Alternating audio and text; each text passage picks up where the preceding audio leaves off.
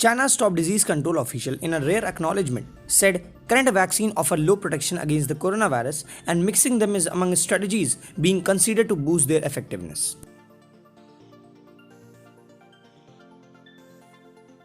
Bhutan has vaccinated nearly 93% of its adult population since March 27.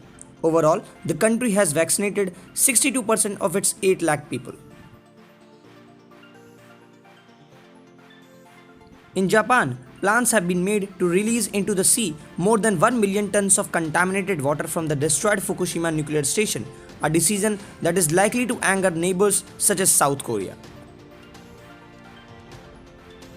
The work to release the water will begin in about 2 years, the government said, and the whole process is expected to take decades.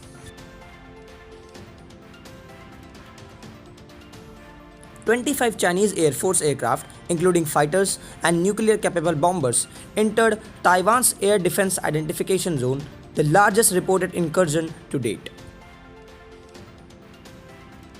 Chinese claimed Taiwan has complained over the last few months of repeated missions by Chinese Air Force near the self-ruled island, concentrated in the southwestern part of its air defense zone near the Taiwan-controlled Tratus Island.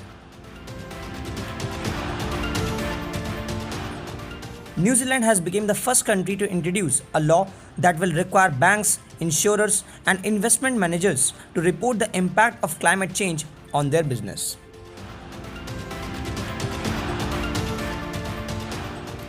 Back in Asia, Iran began enriching uranium on Friday to its highest ever purity, edging close to weapon-grade levels as it attempts to pressure negotiators in Vienna during talks on restoring its nuclear deal with world powers after an attack on its main enrichment site. Sri Lanka on Monday inked an agreement with the state-run China Development Bank for a loan of $500 million, less than a month after it signed a currency swap deal worth $1.5 billion with the Beijing. President Joe Biden will withdraw US combat troops from Afghanistan by September 11, declaring an end to the nation's longest war and overruling warnings from his military advisors that the departure could prompt a resurgence of the same terrorist threats that sent hundreds of thousands of troops into combat over the past 20 years.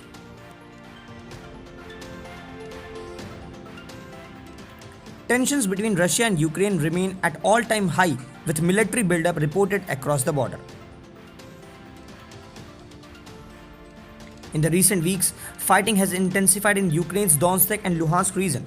Russian-backed separatists seized a sizable territory in April 2014 and fighting has been going on since then. In the recent weeks, Russia has increased its troops and artillery near the border.